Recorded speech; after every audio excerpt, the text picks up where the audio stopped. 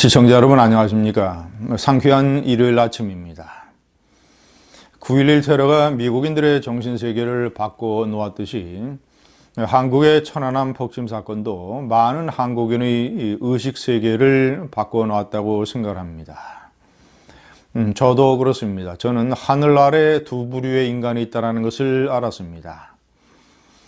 차가운 바닷물 속에서 후배들이 작업을 하려면 위험하니까 내가 뛰어들어야 되겠다고 해서 목숨을 던졌던 한주호 준이, 반면 어뢰라고 하는 증거가 드러났는데도 천안함 폭침을 부인했던 부류들. 제가 오늘은 천안함 오적을 설명해 드리겠습니다. 1번 문재인 대통령. 어뢰 증거가 나타났음에도 불구하고 당시 야당 지도자 문재인 대통령은 천안함 폭침을 2년 반 동이나 부인했습니다. 그러다가 2012년 대통령 선거를 앞두고 슬그머니 표가 급하니까 인정을 했습니다. 제가 문재인 대통령을 절대 용서할 수 없는 이유가 그런 위선 때문입니다. 아니 그렇게 인정을 해놓고 대통령이 됐으면 자신이 인정한 것에 따라서 행동을 해야지. 서해 추모의 날 행사에 서해 수호의 날 기념식이죠. 두 차례나 빠졌습니다. 그리고 대구로 내려가는 열차 안에서 페이스북에 올린 글에서도 자, 그것이 북한의 소행이요 도발이라는 표현은 하나도 없습니다. 문재인 대통령의 위선은 이런 것뿐만 아닙니다. 북한 인권법도 마찬가지입니다. 자, 문재인의 민주당이 10년 동안 질질 끌다가 2017년 대선을 앞두고 2016년 이것도 슬그머니 찬성을 했습니다. 자, 그런데 대통령이 되고 나서 사실상 북한 인권재단을 없애버리고 탈북자들을 탄압하고 있습니다. 화장실 들어갈 때와 나올 때의 행동이 다릅니다.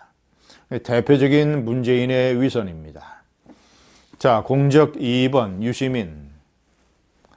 유시민 전 의원은 2010년 천안함 폭침 사건이 터졌을 때 사실상 국제합동조사단의 잠정 결론이 나오고 각종 증거 정황에 따라서 북한의 어뢰 공격이라는 게 명백해졌음에도 불구하고 북한의 어뢰설이라고 하는 것은 소설이라고 주장을 했습니다. 그리고 나서 그해 6월 지방선거에 경기도지사 후보로 출마를 했습니다. 그는 당시에 국민참여당이었지만 민주당, 민노당, 진보신당 자 이런 야권이 총체적인 단일화를 해서 유시민을 단일 후보로 만들어줬습니다. 그럼에도 불구하고 그는 경기도지사 선거에서 김문수 후보에게 떨어졌습니다. 제가 당시 중앙일보 논설위원으로서 왜 역사와 경기도가 유시민을 거부했는가라는 칼럼을 썼습니다. 자, 그것은 경기도라는 것은 한국 안보의 급소이고 그 급소를 지휘하는 경기도지사에게 저런 식의 유시민 같은 의식을 갖춘 사람에게 자리를 줄 수 없다. 이런 내용이었습니다.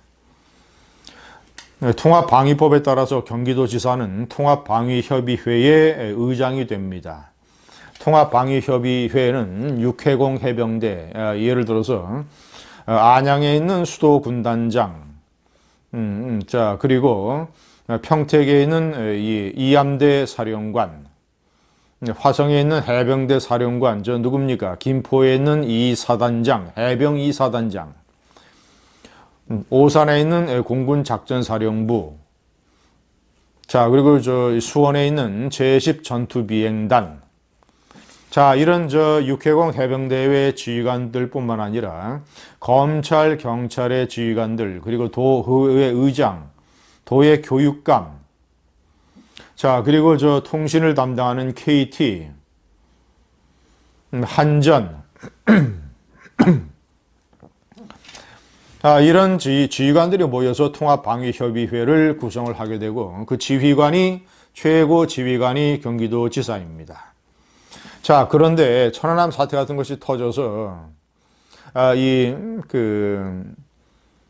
경기도지사는 북한의 어뢰 공격이라고 하는 것은 소설이다 라고 하고, 제가 조금 전에 말씀드린 육해공 지휘관들은 무슨 얘기냐, 저것은 북한의 어뢰 공격이다 라고 하면 경기도 안보가 어디로 가겠습니까? 산으로 가지 않겠습니까? 그래서 유시민 같은 사람은 경기도지사가 절대 될 수 없다 라고 제가 썼던 것입니다. 자, 공적 3번 도올 김용옥. 저는 유시민과 마찬가지로 도올 김용옥 같은 사람이, 자, 도올 김용옥도 천안함 국제조사단의 조사 결과가 나왔을 때 북한의 어뢰 공격이라고 하는 것은 0.0001%도 설득되지 않는다라고 얘기를 했습니다. 저는 유시민이나 도올 김용옥 같은 사람들, 아니 지식인이 최소한의 양식만 가지고 있으면 북한의 어뢰 공격이라는 것을 누구도 알 수 있는데, 그것을 부인하는 무지, 능력 부족, 아니면 속으로 그렇게 생각하면서도 겉으로 얘기한다면 어떤 지적인 타락, 정치적인 얄팍한 의도, 자, 이런 성향을 가진 사람들이, 유시민이나 김용옥 같은 사람들이 대중을 상대로 이 유튜브 방송을 하거나 아니면 이 역사나 정치에 관해서 깊은 의식이 없는 순진무구한 대중을 상대로 강한 활동을 하는 것은 이 국가에 대한 커다란 해악이요, 국가의 수치요, 사회의 부끄러움과 망신이다 라는 생각을 가지고 있습니다. 한국 사회에서 지식인이나 정치인의 어떤 도덕성, 어떤 역사적인 의식, 이런 것을 판단할 수 있는 중요한 기준이 천안함이 되는 것입니다. 네 번째 공적 송영무 전 국방부 장관. 시청자 여러분, 제 말씀을 드려서 좀 쑥스럽습니다만, 천안함 폭침이 있고 나서 일주일 만에 저는 중앙일보에 칼럼을 써서 이것은 북한 잠수함 부대의 어뢰 공격이 틀림없다. 서해 바다의 환경 조건이 잠수함이 활동하기에 어렵다고 하지만 북한 잠수함 부대에게는 그것은 문제가 되지 않는다. 과거 사례로 보면 북한 잠수함 부대는 서해 남해 동해 바다를 휘젓고 다니면서 공작 활동을 했다.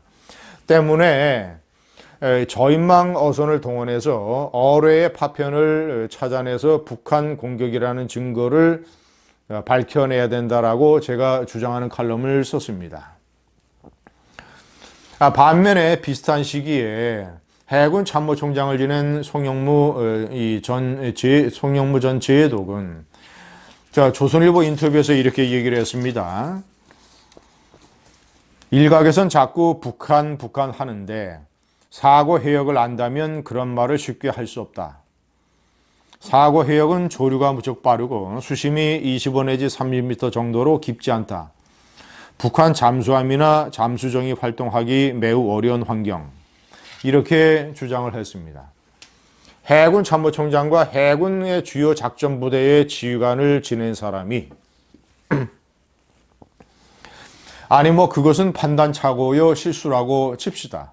까짓것 이해해 줄 수 있습니다. 그러나 보다 더 심각한 것은 그가 국방부 장관을 하고 있을 때 북한의 천안함 폭침 주범 김영철이가 서울에 내려왔을 때 천안함 폭침 주범을 그렇게 환영해 줄 수 있느냐라는 비판이 들끓었을 때 국방부가 어떤 희한한 성명을 발표했느냐. 그가 주범이라는 것은 2010년 당시에 가능성이 크다고 얘기한 것이지 최종 결론을 내린 것은 아니다라고 김영철이를 두둔하는 식의 이 성명을 냈던 것입니다. 참으로 기가 막힌 성명이었습니다. 이것은 사실과 다릅니다. 왜냐, 2010년 당시에 국방부 장관과 국정원장이라고 하는 대한민국 정부를 대표하는 기관장들이 국회에 나서서 김영철 정찰총국장이 천안함 폭침의 주범이라고 대한민국 정부는 판단하고 있다는 것을 명백히 했던 것입니다. 자, 마지막 주범 정경두 국방장관, 그는 국회에서 천안함 폭침이 불미스러운 충돌이라고 얘기했습니다. 이것은 정말이지 대한민국 국방부 장관으로서 이 피침 당한 국가의 안보에 공격을 당한 그런 사태에 관해서 도발의 주체, 공격자, 가해자를 감싸고 가해자를 이렇게 이 커튼을 쳐주는 이런 어느 나라 국방장관입니까? 북한의 국방장관입니까? 아니면 한국의 국방장관입니까? 예비역장성 400여 명으로 구성된 대한민국 수호 예비역장성단은 그의 사퇴를 촉구하고 나섰습니다. 자유한국당은 그 해임 공고 결의안을 제출할 예정입니다. 정경두 장관에게 묻겠습니다. 나중에 하늘나라에 가서 천안함 46용사와 한주호 준이를 어떻게 볼 겁니까? 당신은 한국의 국방장관 맞습니까? 이상 천안함 오적이었습니다. 감사합니다.